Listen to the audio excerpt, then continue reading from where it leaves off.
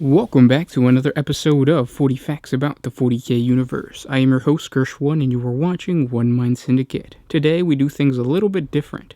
We're going to be talking about the horrible realities of daily life for an Imperial citizen.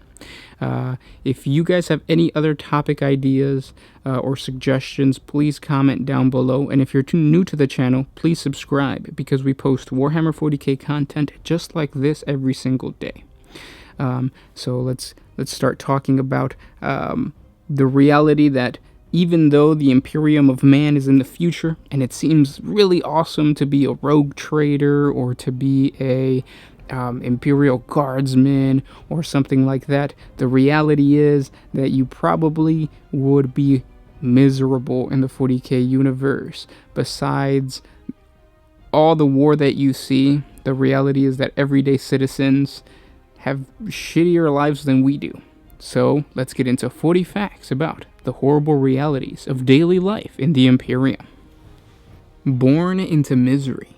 The chances of you being part of the high society that exists in the Imperium are extremely small.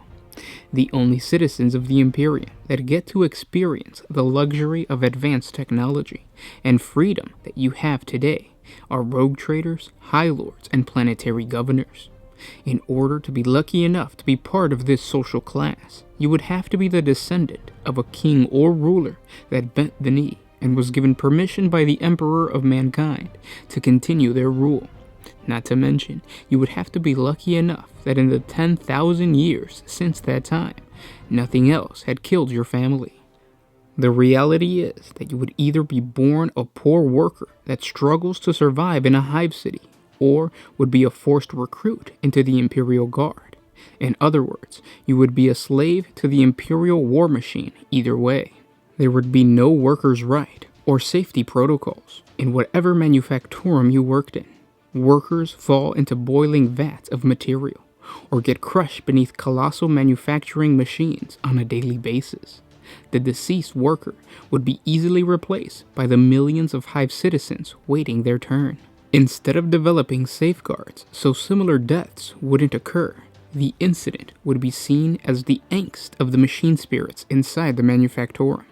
To alter the design of a machine would be an insult to the machine spirit and blasphemy to the Omnissiah. Wages would be paid to you not in thrones, the Imperial currency, but rather credits specific for the manufactorum you worked in. The manufactorum would offer you stores and markets to shop in, but if you ever wanted to take your credits to another place in the hive city, they would be worthless. This would be another method to enslave you to the manufactorums. Work would never stop, because war never stops. As long as the Imperium needs resources to fuel the war efforts, the manufactorum would be required to pump out materials. 20-hour work days would be required, only giving you enough time to return to your quarters and get your 3 to 4 hours of sleep. The life expectancy of these workers would be extremely short, the working and living conditions pushing the risk of suicide and sickness to levels equivalent to humanity's age of strife. The desire to raise children of your own would disappear. The only driving force would be the requirements set by the planet. Traveling would be as dangerous as entering a war zone. If you ever required to travel from one hive city to another, the stretch of land between the two cities would be a wasteland. To step into these lands and simply breathe the air would mean certain death because of the toxic fumes found throughout the planet. Even with protective equipment, the atmosphere of your own planet would be completely foreign to you. Most citizens never leave their own section of the hive city, let alone leave the hive city itself. The sunlight would be something completely new to you, because most sunlight never makes it into the main hive city. Unfortunately, the sun rays would also be deadly to anyone not in a protective gear. Once on the road between hive cities, you run the risk of being attacked by all sorts of unforgiving life. The toughest organisms in the galaxy inhabit these wastelands. Mutant hordes may attack your transports in hope of finding something valuable. Worst of all, you may encounter feral orc warbands. These are the remnants of an ancient invasion fought on your planet. These greenskin will want nothing more than to see your head crushed between their two hands. Traveling inside your own hive city has its dangers. One wrong turn and you could get lost in the maze of corridors and passageways. City gangs roam the streets of the hives waiting for you to enter their domain and rob or kill you. There is no law in many of these hive cities. You have to rely on your neighbors for protection. If a street gang is strong enough, they would loot your entire hive block and there is nothing you can do about it.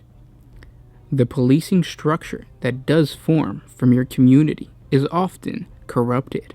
The men that you might see as police force is just another gang that has found it more beneficial to not steal from you today, but that's not guaranteed for tomorrow.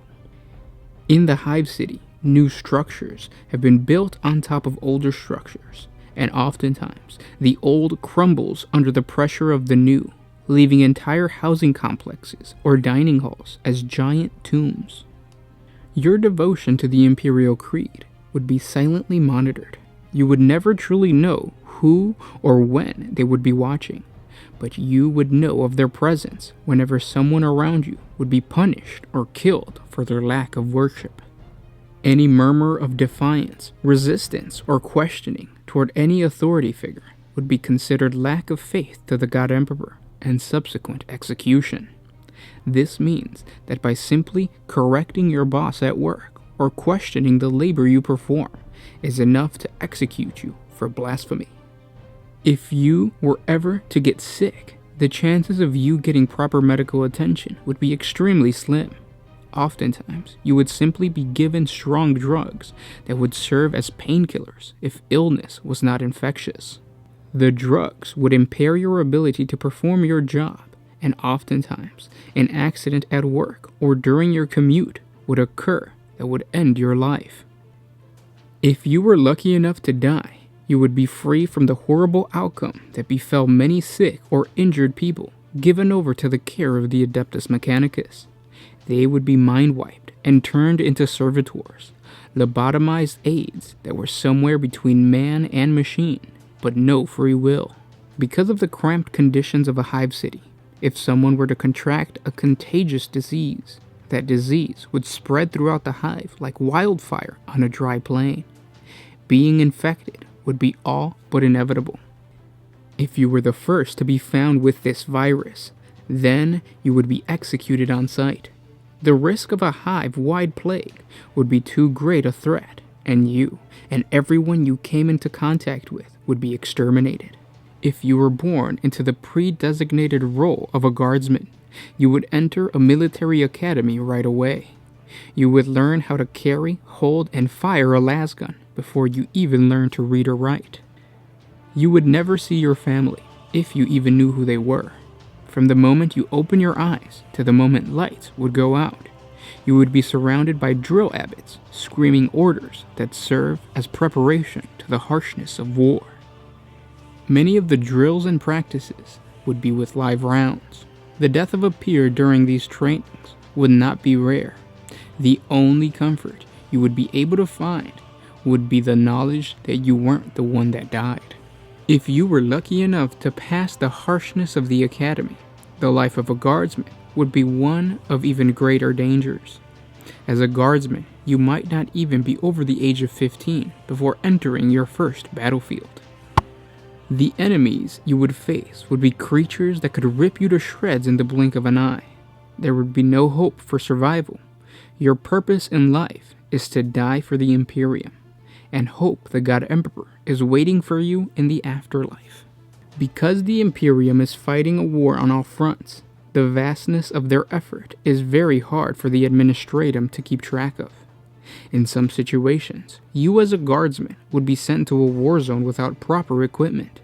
You might even be sent to reinforce a company that has been wiped out for years, and by the time you arrive, the enemy has established itself and is ready to destroy you. And finally, worst of all, if you're an Imperial Guardsman, the knowledge of Space Marines or the strength of the Adeptus Astartes is simply a myth. Never will you see a true Astarte in battle. And those were the horrible realities of daily life for the Imperial citizen. I hope you guys enjoyed this video. I might do a part 2. Well, I'm probably going to do a part 2 because there are way more horrible things that happen in the Imperium that, of course, an Imperial citizen has no power over. So it might seem like we would thrive in the Imperium, but in reality, the Imperium is an extremely horrible, horrible place. It's a dark, dark place. We are lucky enough to play the champions or the heroes of the battlefield, but in reality, the Imperium itself is just depressing, I guess. It's dark. But again, guys, if you have any other ideas for topics of Warhammer 40K, please comment down below. If you guys have any other suggestions as to what horrible situations might befall an Imperial citizen, please comment down below. I will provide your comment in the next video, so please comment down below. And again, share this with your friends on Facebook, Twitter, or whatever social media you use if you like this video. If you like what we do every single day, or if you like this video, share it with your friends, and hopefully we can continue to grow this channel. Thanks for everything, guys, and I'll see you tomorrow. This was Gersh1 with One Mind Syndicate, signing out.